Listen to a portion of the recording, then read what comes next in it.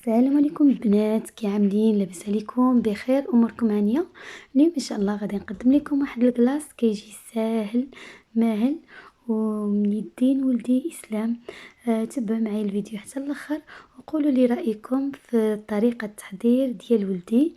كنتمنى ان شاء الله ينال الاعجاب ديالكم. ما تبخلوش عليا بلايك والاشتراك في القناه، وطبعا بالتعليق ديالكم زوينه. قولوا لي الاراء ديالكم وتابعوا معايا الفيديو حتى الاخر. السلام عليكم. هنايا عندي في المقادير اليوم انا هادلو لاكلاص. عندي هنايا في المقادير عندي هاد لاكريم، وعندي هنايا هاد السكر، وعندي هنايا واحد طنان د الفريسه، وعندي هنا نص لتر الحليب وزين هاد الفريسه.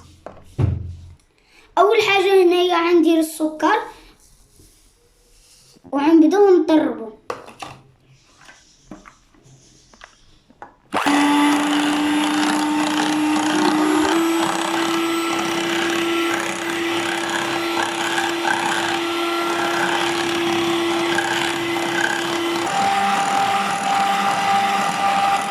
هو من بعد دابا طربناه مزيان، خاصكم تطربوه مزيان كيما باش يولي فحال هكا.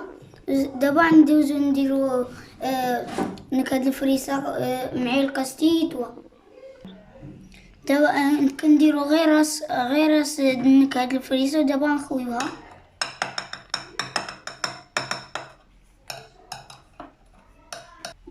دابا ندير دانون د الفريسه،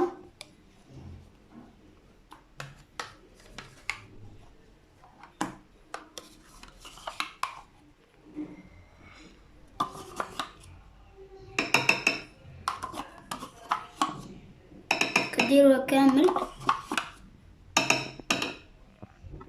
وحليب نديرو غير شويه، ما نبقاش نزيدو باش ساعات نديرو وساعات بشويه بشويه نديرو. دابا نخلط هادشي كامل اللي هنايا نتوما كتشوفو كيفاش كيكون بحال الفريز. من بعد تخلط هادشي كامل نزيد شويه د الحليب، ما نكتروش بزاف د الحليب.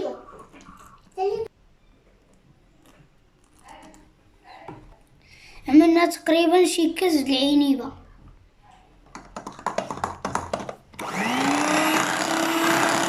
دابا غنخشيوها في المجمد من 4 حتى 6 ديال الساعات، وغادي نرجعو ليكم.